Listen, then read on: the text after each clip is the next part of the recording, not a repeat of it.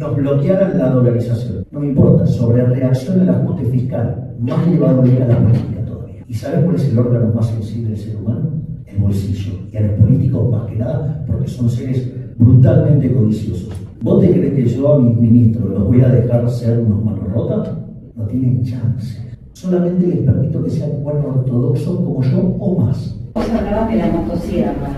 Primero, esto es una conferencia sobre energía. Yo no tengo problema de contestar sobre mi programa económico. Javier Milei acaba de hacer una conferencia con empresarios del sector energético para solucionar la Argentina, para poder crecer, ya que vos necesitas energía para ser una potencia y salir adelante y generar puestos de trabajo. Bien, ahí Eduardo mencionó un punto muy importante que hace a la visión de cómo nosotros pensamos estos temas. Vos tenés lo que consideramos, por decirlo de alguna manera, nuestro marco normativo. Es decir, el debe ser, cómo creemos que debe ser. Frente a esa visión del cómo debe ser, después está la vida real. Y la vida real tiene restricciones que son restricciones de Estado. O sea, a mí me puede gustar la mesa ovalada, pero esta es rectangular. Y si me pongo a despotricar porque la mesa no es ovalada, no damos la conferencia. Por lo tanto, estamos peor. Con lo cual, aceptamos, digamos, o sea, y después, entonces, algunas cosas no las podés cambiar, ¿no? De corto, digo, son un dato. Otras sí, porque son regulaciones artificiales, restricciones artificiales, puestas por el Estado.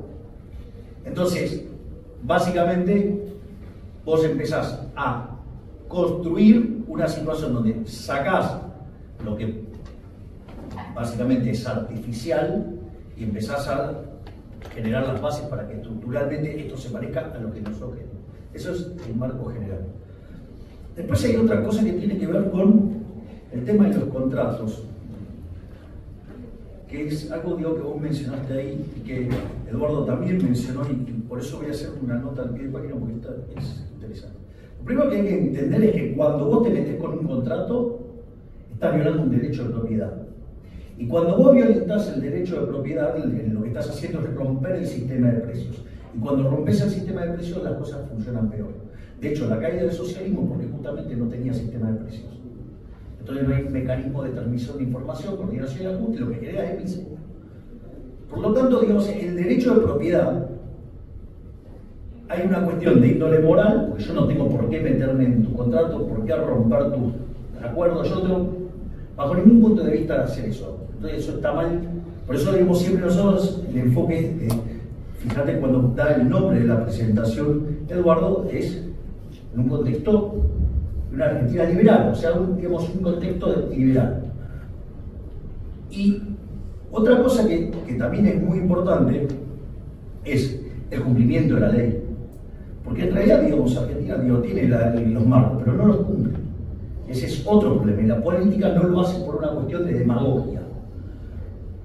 Y una de las cosas que me parece interesante mencionar, Eduardo, una de las cosas las mencionaba en el pasado, que tiene que ver cómo nosotros empezamos a ver la cuestión de los contratos de acá hacia adelante.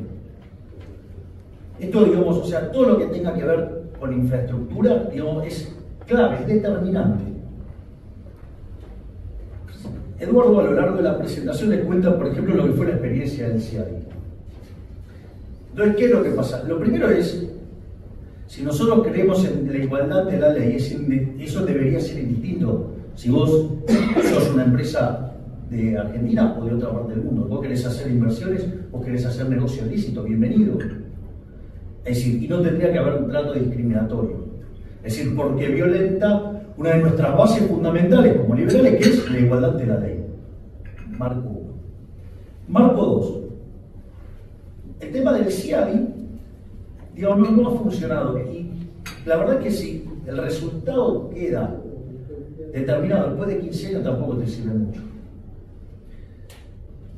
Y eso genera comportamientos que además te diría que son corruptos, porque las distintas salidas de los que creen que van a poder recomponer y no recomponen, entonces, digamos, en el medio siempre aparece alguien que cree que va a poder capturar un determinado número y entonces eso genera una corrupción enorme.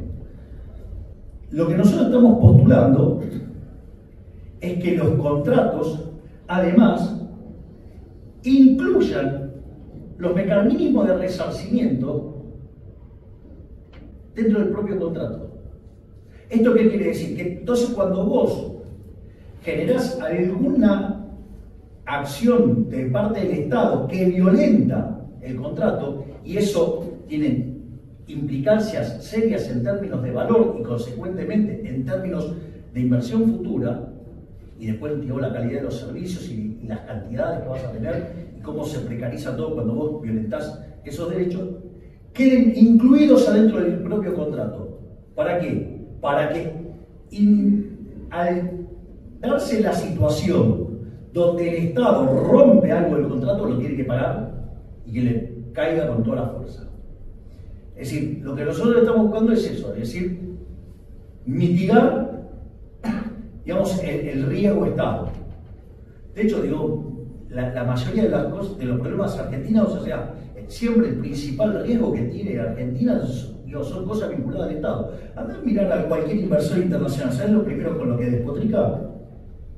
Con el riesgo moneda. Es decir, no sé, digamos, viven con inestabilidad cambiaria, que en realidad es el resultado de la pésima política macroeconómica que llevamos siempre, y después, o sea, de poder sacarla y el riesgo institucional. Por lo tanto, digo, nosotros vamos a atacar, todos esos temas los vamos a atacar de frente, y somos los únicos que lo queremos hacer. Sí, una sobre la cuestión macro. Vos hablabas de la motosierra. Me gustaría saber por dónde pasaría la motosierra, considerando que solamente el 10% del gasto público tiene cierta flexibilidad, el grueso de los recursos se destina al pago de jubilaciones y pensiones. Y la otra cuestión referida al sector, se habló de una paridad de exportaciones respecto al valor del petróleo. El precio interno, eso interpreté, corríjame si no es así, esté alineado con el precio internacional. ¿Eso descarta del cuajo que en el momento que haya un derrape en el precio internacional del petróleo, acá se aplique, como ya se aplicó, un estímulo subsidio a la producción con un barril criollo? ¿Ustedes consideran ese recurso? A ver, vamos por dos partes. Primero, esto es una conferencia sobre energía. Digamos, yo no tengo problema de contestar sobre mi programa económico. Es que vos hablaste de la motosierra. En el marco de una conferencia de energía. Te lo contesto yo después de terminar, porque me parece que hay varias preguntas más, ¿puede ser? Sí, yo digamos, de vuelta, igual ese tipo de argumentaciones es la que utilizan los políticos para esconderse y no tocar sus privilegios. Y vos tenés varias formas de corregir esto. Puede ser sobre la obra pública, llevándole a un sistema de iniciativa privada a la chilena. Puedes eliminar las transferencias discrecionales, que no son las que te aparecen en el presupuesto, sino que te aparecen con las discrepancias entre los datos y el presupuesto, y que es de ahí donde también se produce un gran robo en la política. Obviamente que todas las medidas que estamos hablando llevan a recomposiciones tarifarias, pero no solo tarifarias, porque también lo dijo Eduardo, cuando se habla de la recomposición de la ecuación económica financiera del contrato y lo que tiene que ver con el recupero de la base de capital. Entonces, ahí vos tenés todo un programa como para eliminar los subsidios económicos, pero minimizando el impacto en precios. ¿Sí? Y después, bueno, tenés algunas partidas que son más complicadas de enfrentar, que tienen que ver con el déficit de las empresas públicas, que nosotros vamos a avanzar en un fuerte programa de privatizaciones, ¿sí?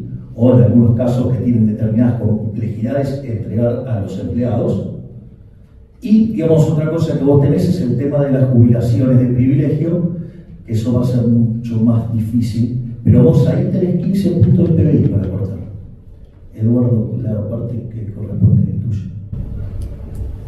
Bueno, sí, efectivamente, digamos, lo que se pretende es que con un sendero de precios, el precio interno vaya alcanzando el precio internacional. Y cuando baje, se bajará. El tema es que lo que se busca es que haya la señal de precio correcta de la inversión. Esto es lo que hay que mirar en el extremo este de la cadena, que es la producción.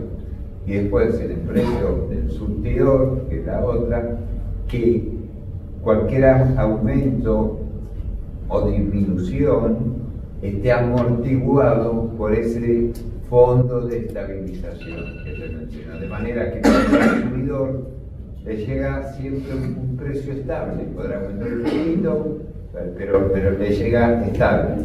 En cambio, en este extremo de la cadena estás dando al productor la señal indicada de la volatilidad para cuando son los momentos buenos y los momentos malos, los que detienen la inversión.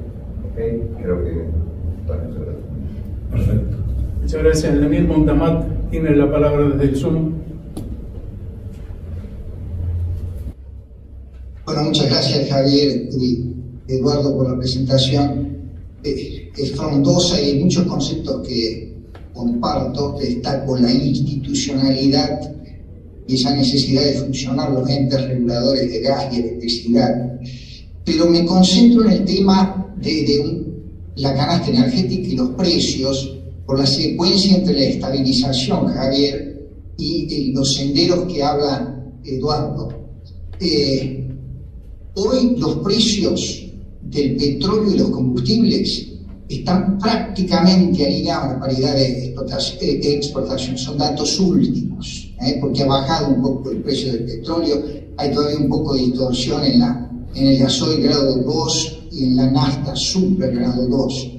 Y en la nafta super, perdón. En materia de precio mayorista eléctrico, estamos actualizando datos que eran de ustedes en 2022 a la actualidad, cubren las tarifas a los residenciales en 45%, es decir, que se sigue subsidiando el resto, el 55%. Y en materia de gas hemos pasado del 60 y pico al 70%, lo cubre la tarifa, entonces tenemos un 30%. Ahora viene esto, y ahí la pregunta. Todos estos son precios al dólar oficial, Eduardo y Javier. Supongamos la largada estabilización y ustedes plantean la polarización como un fin, ¿no es cierto? Pero en la largada yo imagino que están pensando levantar los cepos o una flexibilización cambiaria. Eso inmediatamente, cualquiera sea el valor del dólar, supongamos que suba el 50%, ahí sí se te traslada los precios del dólar y los combustibles retrasándolos. Y por supuesto que va a retrasar mucho más las tarifas de electricidad y gas.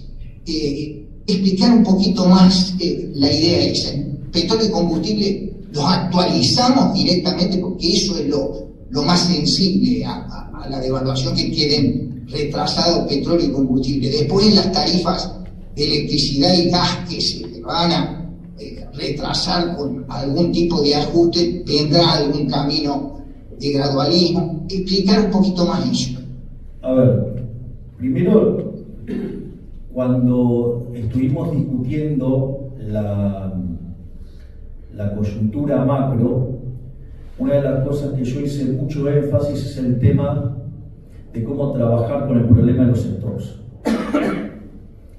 Es decir, si vos no corregís el problema que tenés en el Banco Central, vos te vas a una hiper.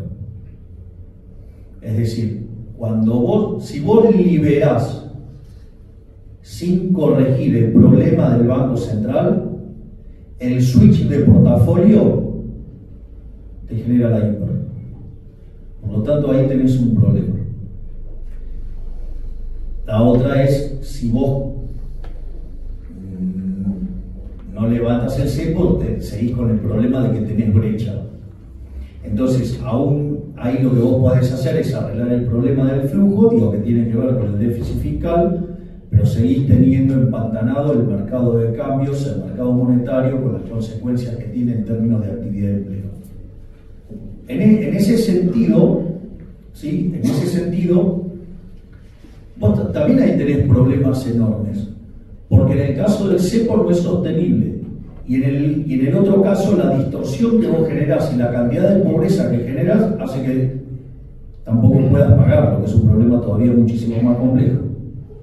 Por lo tanto, o sea, siempre sugiero que estas cosas las miremos en términos de equilibrio general y no de equilibrio general emparchado o de partecitas, o sea, y hacemos solamente equilibrio general de una partecita, con lo cual es equilibrio parcial.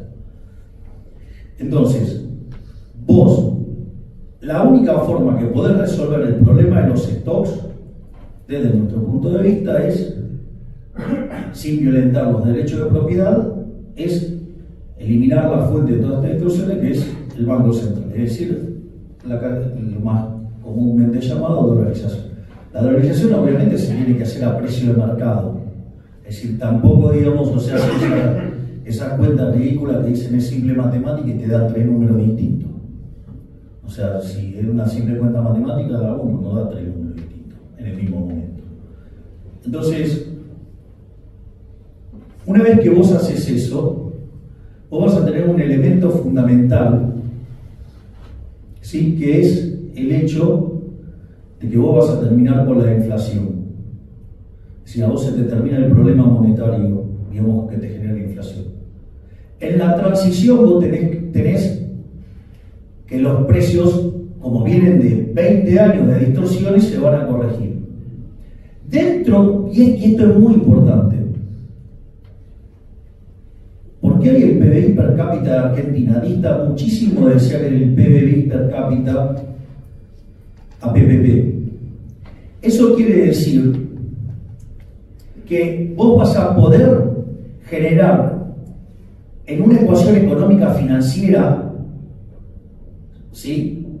Que, digamos, que te permita cumplir que tu retorno, tu TIR en la firma, en activos, la definición que vos te parezca más adecuada, nunca sea menor que el WACC, es decir, que se te reconozca la base de capital.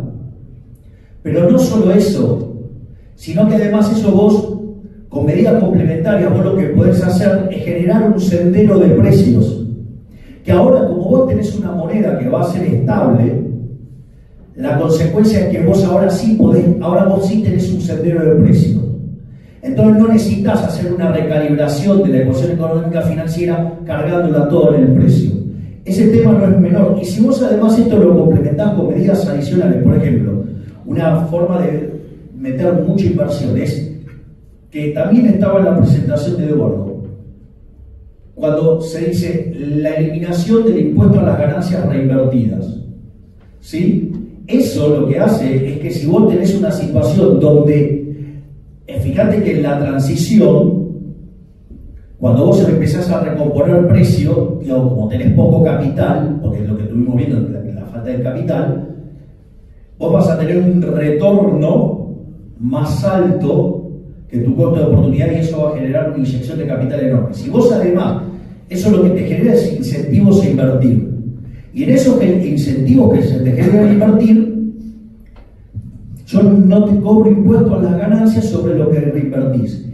Y después había otra línea también que mencionó Eduardo, y es, y cuando salís tampoco te cobro impuestos. Entonces vos podés reinvertir, hacer crecer tu empresa, en la medida que además la empresa, el sector va a crecer todo. Pero además, al momento que te querés ir, tampoco se te va a cobrar por liquidar esa posición. ¿Está claro, no? Si quieres, lo hago con un ejemplo numérico para que se vea la potencia de hacer algo así. No sé si no lo hago con un ejemplo numérico. Creo que es muy claro. Acá entendemos todo lo que estamos hablando. Acabo de... Sí, Chicha. No, después. No, discúlpame. Para mí está claro. Ok. Ah, ok. ¿Listo? Sí, ¿vos querés complementar algo? No, de momento no. Ricardo, tienes la palabra. Gracias. Qué interesante la presentación. Tengo algunos comentarios, algunas cosas que me llamaron la atención. Uno, desde el punto de vista filosófico, ¿no? O sea, al comienzo de tu presentación hablas de monopolios naturales. Acá en Argentina lo que existen son monopolios legales. Y y no veo en ninguna parte de la presentación la liberación de los mercados que están operando en forma monopólica. Vinculado con esto también, con esto del rol del Estado en estas cosas, mencionaste el hidrógeno verde como una política pública del Estado. ¿En qué sentido? ¿Qué es lo que tendría que hacer el Estado para impulsar el hidrógeno verde? Segundo tema también que me preocupó, asumo que la declaración inicial de Javier opera como el famoso chiste de la relata, o sea, todos mis comentarios parten del presupuesto de que hay un plan de estabilización, que se abate la inflación, que llegamos a tasas de riesgo país normales, y en ese contexto muchos de los precios actuales del sector energético tienen contenido todo el desbarajuste macroeconómico que estamos viviendo. Con lo cual es razonable que, operando una macroeconomía equilibrada, esos precios bajen al perder toda esa gordura, digamos, inflacionaria que está metida.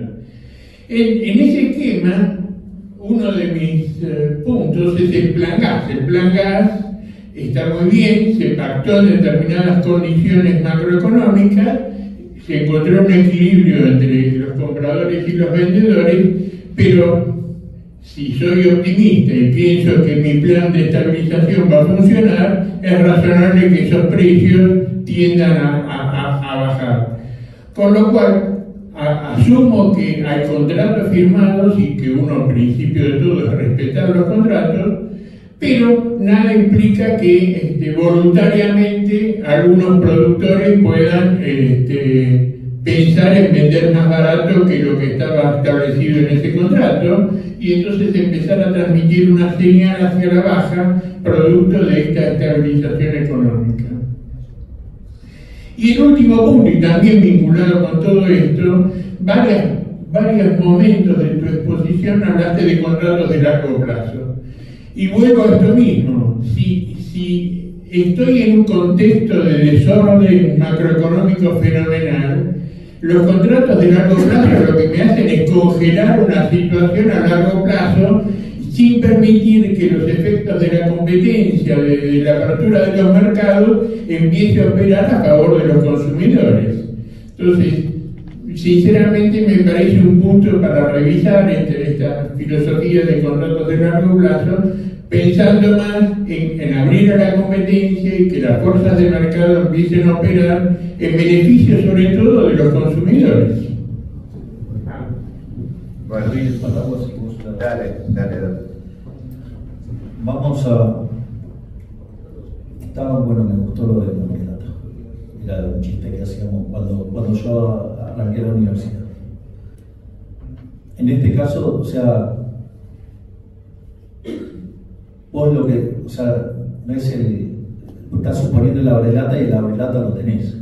Digo, o sea, no que, o sea, el problema es si vos supones que tenés la relata y no lo tenés. O sea, el problema es ese. Si lo tenés no es un problema. En ese sentido, nosotros, todos los planteos que hicimos están amparados por la evidencia empírica. O sea, de hecho, mi especialización es el crecimiento económico, con y sin dinero. O sea, entiendo de cómo crecen las economías y entiendo cómo terminar con la inflación, básicamente, vendría a ser. En ese sentido, lo que vos tenés, de hecho, fíjate que cuando yo arranqué, también arranqué con un chiste, digamos, de jerga, que es, si vos o sea, al especialista de crecimiento no te va a dar el recetario. Y yo qué hice, arranqué dándote el recetario. Dije, mira, si lees este libro que se llama The Next Convergence de Michael Spence, una de las características que dice es, esto no es un milagro y esto se logra si vos lográs esta cosa. En ese contexto es como está escrito el programa de largo plazo para lograr la convergencia. Ese es están las calibraciones, digo, o sea, es bastante fácil, digo, no es un problema. Lo que sí tiene un problema que hay, es un punto, la pregunta es si yo quiero usar el abrelata o si me van a dejar usar el abrelata. O sea, hay gente que no sabe ni que existe la abrelata. En mi caso, yo sé que la abrelata existe y si me lo dan lo uso. Y si no me lo dejan usar, voy a buscar la forma de resolverlo igual, ¿sí? Dentro del marco de la ley. Mira, los temas de las decisiones de política económica vos no solo tenés que saber lo que hay que hacer, tenés que saber cómo, y además tenés que tener el coraje. Entonces nosotros te dijimos cómo, digamos, te matimos el marco general, que es saber. Eduardo dijo el cómo, porque hay algunas cosas que no se pueden hacer de modo instantáneo, y eso es una restricción que o sea, yo tengo un mundo ideal, pero ese mundo hoy no lo puedo alcanzar. Entonces parto del que existe y lo trato de hacer parecer cada vez más a eso. Y en ese contexto es como está pensado este tipo de situaciones. Con la diferencia fundamental de que yo tengo la voluntad para hacerlo. Mira, te voy a contar solamente esta anécdota. Está maravilloso, está en los libros de Juan Carlos de Pablo, cuando dice cómo era el tema de la política económica. El tema de la política económica, en aquel momento, cuando escribió esos libros Juan Carlos, era, mirá, vos tenés al presidente y 8 ministros. Ese es el número de ministerios que yo quiero ir, ¿no? Si cuando yo digo que voy a reducir el número de ministerios, digo a cuántos y a cuáles, ¿no? No es una generalidad, un número concreto. Con funciones concretas y con ministerios concretos. En ese contexto, ¿qué era lo que decía? Y el problema era que eran 7-1. El ministro de Economía guarda el mango y los otros 7, digamos, a todos quieren gastar. ¿Y quién es el que termina decidiendo? El presidente. ¿Vos te crees que yo a mis ministros los voy a dejar ser unos manos rotas? No tienen chances. Es decir, solamente les permito que sean buenos ortodoxos como yo o más. ¿Está claro? Digo, entonces, sé lo que hay que hacer, cómo hay que hacerlo, y además tengo la voluntad para hacerlo. Y si por es decir, por ejemplo, nos bloquearan la dolarización, no me importa, sobre reacción al ajuste fiscal, más le va a doler a la política todavía, mucho más. ¿Y sabes cuál es el órgano más sensible del ser humano? El bolsillo. Y a los políticos más que nada porque son seres brutalmente codiciosos. Profesor. Bueno, son las 11:20. Quisiera en lo posible terminar no más de 10 minutos. Quedan cuatro personas a preguntar. Les agradecería que sean concretos en la pregunta. Chiche, estás en número 3. Ahora es Ernesto Madaraco, por favor, concreto la pregunta. Lo mismo la respuesta, así en 10 minutos no nos excedemos tanto de tiempo. Concreto. En primer lugar, no me cabe ninguna duda, y Carlos Bastos es testigo, de que hace 30 años que hincho con los contratos de largo plazo. O sea, no me cabe ninguna duda que hay que tomar una medida inmediata, desde el primer día, establecer que la cadena de valor patrimonial se va a reemplazar por una cadena de valor contractual, donde el distribuidor tiene la obligación de mantener el 100% con un horizonte de la demanda abastecida, con un horizonte de 4 años como mínimo, pero con contratos a 15 o 20 años. Se irán agregando a medida que aumente la demanda los demás. Ese mercado tiene que ser contestable en el sentido de William Baumol. ¿Qué quiero decir con esto? Que en el contrato la obligación de entregar tiene que ser a los 4 años, porque si fuera a 6 meses o 1 año, solo pueden ofertar los que están presentes en el mercado en ese momento con equipos construidos. En tercer lugar, tiene que incluirse, cosa que hasta ahora no ocurría y no he visto en otros lados porque se trabaja casi voluntariamente, una cláusula de reducción de emisiones en forma proporcional a los compromisos internacionales de Argentina. Bueno, varias cuestiones. O sea, primero, gracias por la declaración. Y muchas de estas cosas están contempladas. Lo que pasa es que Eduardo se vio forzado a tener que simplificar por una cuestión de tiempos y permitir las preguntas.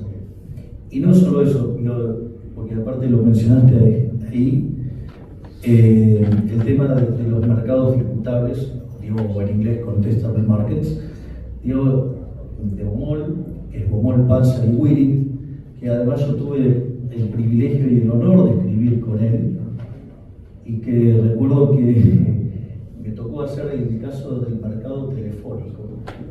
Y nosotros, cuando demostramos que el mercado era disputable, primero nos trataron de locos para ser educados, o sea, usamos un adjetivo un poquitito más fuerte.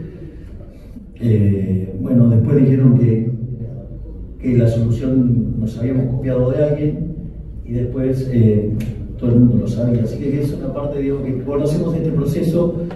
Entonces lo que quiero que sepas es que valoramos mucho toda tu declaración, que muchos de esos temas están tratados por Eduardo y vos mismo has sido testigo de cómo tuvo que Eduardo simplificar la presentación. O sea, yo quiero decir una sola cosa. En la diapositiva de la transición energética, que la pasé muy rápido y dije no copiarnos a Europa, nosotros están las soluciones basadas en la naturaleza como mecanismo para que el gas sea complementario de la energía de la generación renovable. Nada más. Eso te quiero decir, está contemplado. Perfecto, gracias. Gracias, no hay tiempo, por favor. Ernesto, lo dejamos. Santiago Espaltro, adelante con tu pregunta. La pregunta es, ¿qué piensan hacer con... Espérate que te lleven el micrófono, por favor.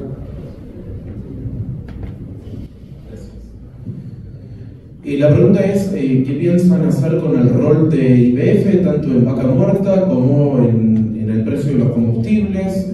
Creo haber escuchado que tiene que haber menos intervención, ahí si pueden ampliar. Y en particular para Eduardo, si tenés la vocación de ser funcionario también y eventualmente secretario de Energía.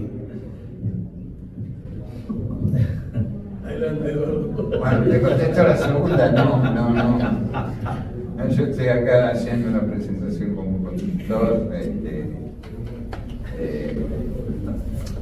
Digamos, mi vocación en este momento fue tratar de transmitirle la mayor cantidad de temas del sector en forma resumida, pero eso todavía no está sobre la mesa, digamos, no es un tema. Y lo de YPF, que me parece más, digamos, es importante porque no se ha mencionado. YPF lo que creo que cumple un rol, no tiene que ser un instrumento de política regulatoria, eso es lo que no tiene que ser. Y lo que tiene que ser es una empresa bien profesionalizada y que ponga en valor todos los activos que tiene. Esto es lo más importante. Si vos me decís, error es error. Y uno dice, bueno, pero la seguís manteniendo estatal. Bueno, mientras tanto, YPF o el Estado, a través de YPF puede conocer de costos concretos y tener datos, etcétera, etcétera. De manera que no hay que apurarse a decir, no, privatizo mañana YPF y hago esto y lo otro. Digamos, hay que tomar una serie de medidas que mejoren el rendimiento de YPF. Por eso contesté las. Perfecto. Y hago solo una para complementar lo que dice Eduardo. Si vos liquidás hoy, digamos, tenés dos cosas. Una, que estás reventando a precios de remate. Sí, digamos, está todo a precio de remate. Eso, por ejemplo, cuando hacemos la discusión de la dirección con Emilio, una de las discusiones es cómo nos apropiamos los upside de hacer todas las reformas. Entonces, obviamente, digamos, vos tenés dos cuestiones. Una, tendrías que hacer una puesta en valor, ¿sí? Para no estar reventando las cosas. Y la otra cosa que también es muy importante y que Eduardo lo mencionó muy abuelo de pájaro con el caso de NARSA, que son instrumentos que vos además te sirven para la transición. Es decir, ¿por qué? Porque estás partiendo de un desequilibrio monstruoso. Entonces, para corregir los desequilibrios monstruosos, vos tenés instrumentos para manejar la transición y obviamente que en un contexto donde vos además ponés en caja la macro, digo, si no ponemos en caja la macro, esto digo, está claro que no tenemos país, ¿no? O sea, porque digo, esto no es, digamos, bueno, o sea, ponemos la macro y las reformas estructurales y la coyuntura adelante porque el señor que habla tiene el vicio del profesor y cree que es una materia importante. No, o sea, si no ponemos esto en caja, no funciona. Quiero ir a un punto, es más, sobre un punto que dijo Ricardo muy sabio. No dice de los precios tienen mucha gordura, ¿no? Es decir, que en realidad no es el problema de la inflación el que tenés el problema del riesgo. Exactamente. O sea, si vos los modelos, que obviamente que nosotros trabajamos esa estructura, de hecho yo hice un trabajo sobre los equivalentes regulatorios y todo, y lo pones en términos reales, pero igual, aún cuando lo pusieras en términos reales, ¿qué te queda? Un montón de riesgo. Y eso si vos, o sea, de largo plazo retribuís la base, digo, porque si no, no tenés steady state, ¿no? Entonces, ¿qué es lo que pasa? En ese contexto, vos vas a precios más altos y por ende vas a niveles de vida menor. O sea, perdón, pero me pareció bueno traer ese tema, que me había encantado, pero bueno, no, perdón. Gracias, Javier. Chiche. Sí, lo mío es muy simple, muy corto. Primero agradecer la presencia de Javier Milei y la valentía de venir. Después, la exposición que ha hecho Eduardo Rodríguez Chirino me congratula porque me trae coincidencias con algunos principios que fijamos del año 90, que posteriormente siguió el amigo Basto también, con mucho cariño, y que cambiamos el pensamiento energético de la Argentina basada fundamentalmente en que el poderoso Estado. Podríamos decir que cambiaron cosas en el camino, realmente la visión de una energía donde el cambio climático habitúa a nuevos procedimientos. Pero esos principios fundamentales que está dando con los errores y virtudes de aquellos años, debo decir que los comparto casi en su totalidad. Y como estoy más allá del tema de la política, de que si participo, que si el partido me deja o no me deja, yo como peronista te digo de que sí acepto casi la totalidad de ese programa que ha entregado. Después viene la otra parte. La otra parte es cuando el profesor se puede transformar en artista. Y para transformarse en artista tiene que comprender la realidad, porque una parte de una cuestión es la parte teórica y otra cosa es la realidad. Aplico gradualismo, aplico shock. ¿Cómo hago para los distintos intereses de la sociedad para llevarla adelante? Pero lo importante es tener ese espíritu de comprender el papel del Estado, el papel de los particulares, el papel de la sociedad, el papel que debemos cumplir para tener una Argentina, como decimos en algunos años, mucho mejor y salir de la decadencia que estamos mostrando. Entonces, yo no voy a juzgar a mis padres, tendría particularidades que preguntar, pero esa es otra etapa. La generalidad es aceptable totalmente. Y más allá de la política, felicito, ojalá puedan llevarlo adelante, y ojalá quien te dice que profesor se transforma en un maestro o se transforma en artista. Así que, muchísimas gracias. Muchas gracias. Gracias, Chiche. Gracias, Chiche. Espero que Roberto Aguirre sea muy breve y después cierra Marco Curtó con una intervención, una pregunta brevísima. Adelante, Roberto. Felicitaciones por la presentación. Creo que fue muy clara y apunta a lo que debe ser el sector energético en el futuro para que tenga un desarrollo. Creo, cuando comentó muy bien Eduardo el tema del hidrógeno, creo que en Argentina es como comer caviar, cuando no podemos comer bife todos los días. Es así, tal cual. Y entonces hay que mirar la exportación con valor agregado, porque el hidrógeno como tal es un cuento chino, para decirlo claro, mundial. Porque el tema tiene problemas de transporte, tiene baja densidad energética, necesita menos 260 grados, menos 160, necesita 700 bar de presión, el gas natural comprimido 220, y no existen barcos, existe un F100 para ser simple entre Australia y Japón, que es una prueba. Por lo tanto hay que darle valor agregado. De ahí el sur, que es donde tenemos un gran potencial eólico, y tenemos el mar para desalinizar, porque si no, no hay agua. Y lo más importante, tenemos viento y espacio. Entonces, toda esta ley de hidrógeno, la GNL, creo que hay que darle un marco general, no una ley para cada cosa, y crear, sí, las condiciones de inversión de largo plazo que pueden permitir a Argentina generar esa nueva industria que es energía renovable, con hidrógeno, pero con valor agregado. Porque si no, es imposible. Simplemente quería comentar eso. Yo comparto plenamente todo lo que dijiste, Roberto, plenamente. Algunas cosas, como dije, me están tocando conocer un poquito más de cerca y por tanto, sumado al tema del consumo específico, está el tema del transporte, etcétera.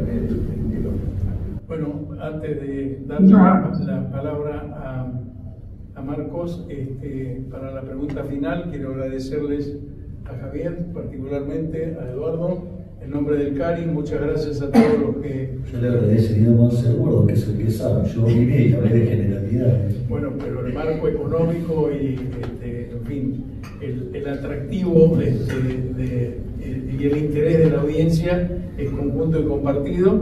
Así que gracias a los presentes, gracias a los que están conectados por Zoom. Y adelante, Marco, para cerrar con tu pregunta la reunión. Muchas gracias a todos. Una pregunta bastante sencilla, que se quedó media fuera de lugar, pero es para aclarar el tema de la infraestructura, de inversión privada en infraestructura, que obviamente es uno de los problemas importantes a resolver. Dijeron que se paga por uso. Eso quiere decir que el inversor va a tener riesgo volumen. ¿Cómo? O sea, uno de los temas es cómo repagas el canon de las inversiones en infraestructura sin que haya riesgo, el costo. ¿Cómo es eso de que se paga por uso? No sé si querés explicar. No, que vos conocés más la aplicación de la ley. A ver, lo que nosotros estamos diciendo, suponete que es un contrato, te lo explico todo, porque si no va a quedar por partes. Nosotros queremos ir a un sistema de iniciativa privada, que también, digamos, o sea, vos lo presentás, después el Estado determina si es de interés público y se van cumpliendo determinadas etapas.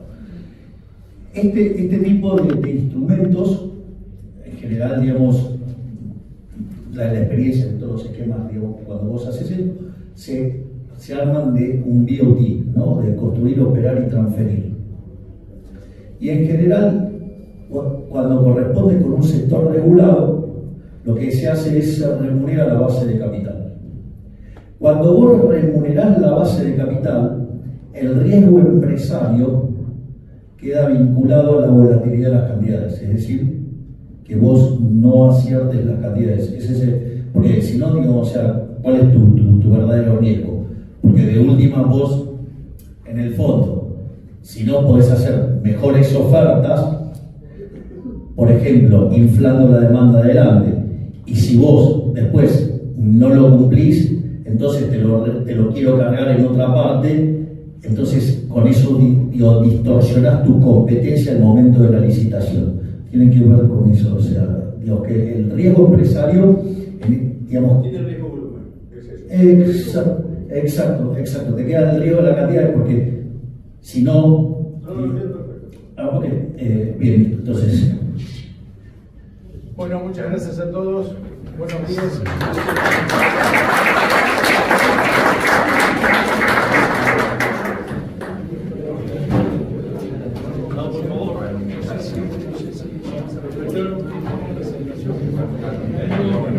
Liberales libertarios, espero que te haya gustado este video. Si fue así, no te olvides de comentar, de darle me gusta al video y de suscribirte al canal, que posta me ayudas una banda. No te olvides que acá siempre vamos a estar bancando al Peluca y les voy a traer siempre toda la mejor información, todos los videos, todo lo que ustedes quieran de mi ley, se los voy a traer acá. Así que bueno, no te olvides de suscribirte al canal, que posta me ayudas una banda. Guacho, los quiero, los amo, gracias por bancar y gracias por estar acá. Nos vemos, pa.